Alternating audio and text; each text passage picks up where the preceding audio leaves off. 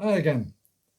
On the warmest day of the year so far from sunny Liverpool, we're continuing our series on wartime special units. And during the war, the SOE and similar organizations requisitioned a lot of property for training. And these were usually mansions and stately homes because of the war. Quite often it wasn't economical for these places to be run and fully staffed. And there's a story that one chap, one lord, had his establishment requisitioned, and it was monitored by the ministry, and they came in and did an inventory of his staff, etc., who he could do without, just to maintain a skeleton staff to keep the place going. And they suggested to him that he could dispense with one of his two French pastry chefs, to which he replied, "Can't a chap have a biscuit?" So these properties were snapped up by the secret world. And one of them is the basis of the book I'm going to talk about today. And it really is one of my favorite books on the subject, because it gave us some insights into little aspects of SOE training and equipment that most of the other histories hadn't really covered. And it's mainly first-hand accounts, so it's spot on. It's this book, Aston House SOE Station 12 by Des Turner. Now, Mr. Turner became interested in the wartime history of this place. He lived near it, and he found a name that had been listed, and doing some research, he tracked him down, and it was Lieutenant Colonel Wood. And he managed to do a series of taped interviews with him over an extended period of time, and that forms a lot of the basis of the book. That led him to other people who'd worked there, including locals who had been part of the support staff, and we get a very complete picture of the book, of the house. It was set up by Section D, which we've discussed before, the Wartime Sabotage Service, which was a branch of SIS, and they needed both a training and a research establishment, and they acquired the property at Aston House. And there's a story in another book I reviewed, which I didn't mention in the review, Ministry of Ungentlemanly Warfare, where one of the characters from that book, Cecil Clarke, was sent to work at Aston House, and he decided that he would test the security there, which was supposed to be watertight. He managed to get in through all the wire and past the sentries and so on. And he was the guy who had invented the limpet mines, and he put them in strategic locations. And then, much to the disgust of the then commanding officer, Commander Langley, who wouldn't let him eat in the mess from then on.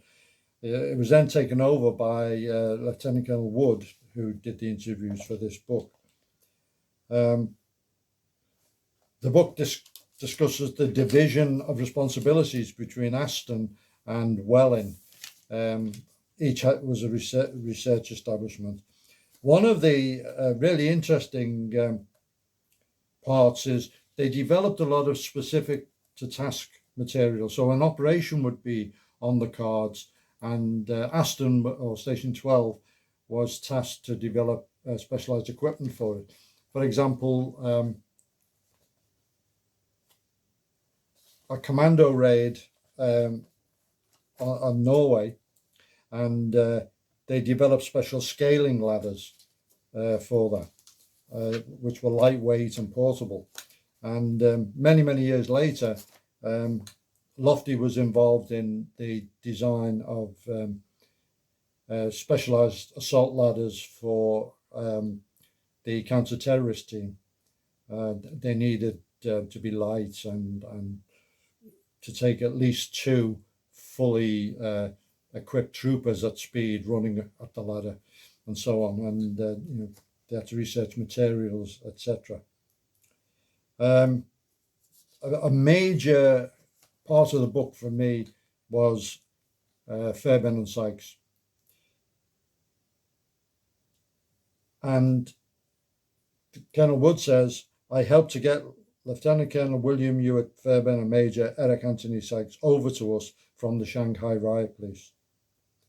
So that's a very interesting thing, that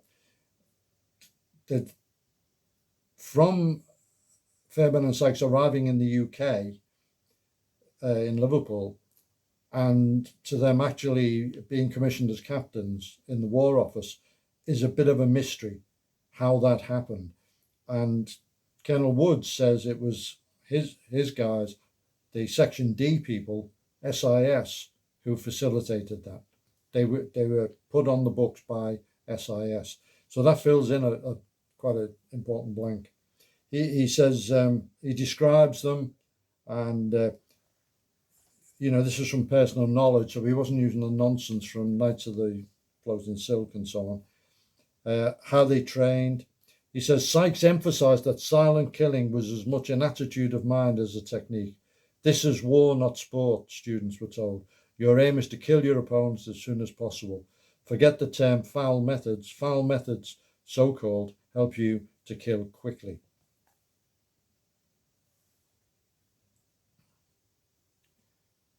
They taught the vulnerable parts of the body, mouth slitting, ear trapping to break eardrums, eye gouging, the gralloch or disembowelment, rib lifting, lifting the gates, temporary dislocation of the jaw, ear tearing, nose chopping, shin scraping with the edge of the boot, shoulder jerking, a sharp pull downwards to dislocate the shoulder and release it. Now, that technique, that shoulder pull, was actually shown to me a few years ago by a top martial arts instructor who his knowledge was very wide, and he read all the Fairbairn stuff, and he demonstrated it to me once, and it was very effective, very painful. In fact, it almost dislocates your neck as well if it's done with force.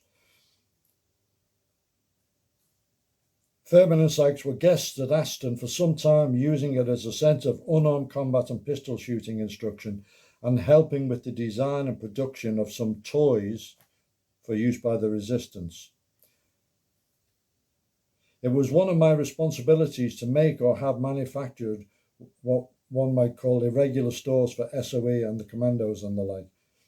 I was responsible for getting the well-known fighting knife made, and I seem to remember that I slightly altered the balance to ensure that the knife could be tossed from hand to hand without visual assistance.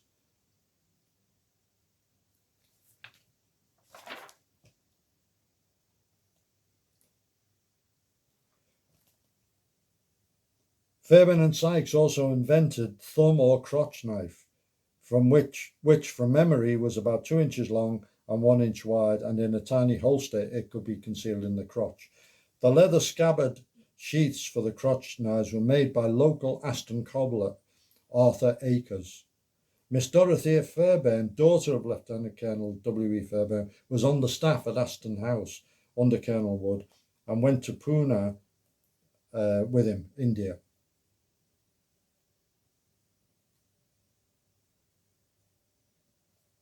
So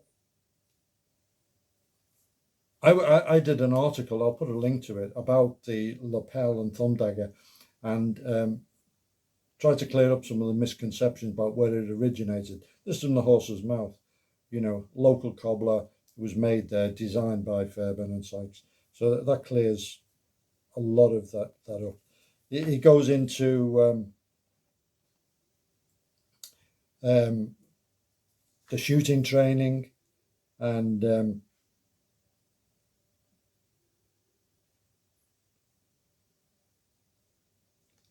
When he went out to India, to Pune, I was invited to an SOE training school where they had constructed a stone test house. A long passage, well guarded by dummies, led to a large chamber where an English prisoner was being interrogated by a Japanese colonel.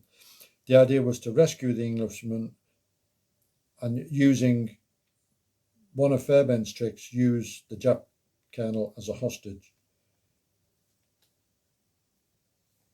He once played the fall guy for a demonstration of unarmed combat from Fairbairn and such. So brilliant stuff right from the horse's mouth.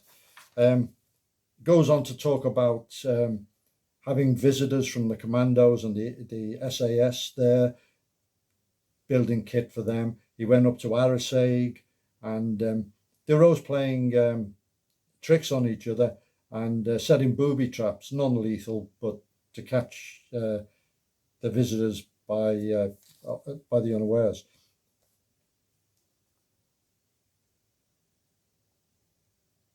Another Major William Aston taught silent killing at Coleshill House near Swindon, the headquarters of the Oggs units, using the Fairbairn knife. He was uncertain how his pupils would react if they were actually required to force a dagger between a sentry's ribs. What I really need, he remarked casually when visiting Aston House, is a body for them to practice on. I can let you have one, old boy. Genuine German. It's in our freezer. I'll have it put in your car. Major Aston hastily declined the offer, saying the straw-filled bags were perfectly adequate. So, an absolute delight.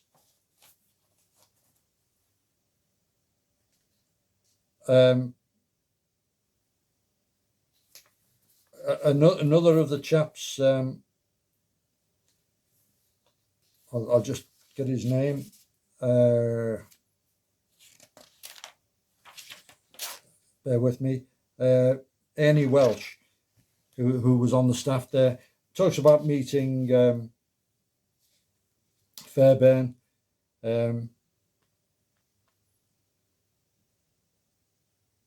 And one weapon this is the son talking about his father who worked at correction. One weapon my father was very proud of was the simplest one he ever designed. It was a knife for the Naga headhunters who were helping us against the Japanese, which he based on a Saxon sea axe. So then it goes into all the different devices and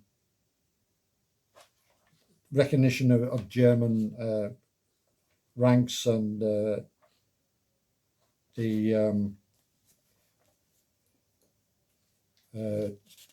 how the German security services were organised. Then there's an appendix about Operation Gunnerside, which was the attack on the heavy water installation in the Telemark. Really, really detailed. Company Linger and so on, all this. And so much in the book that it really is one of the prime sources on this subject.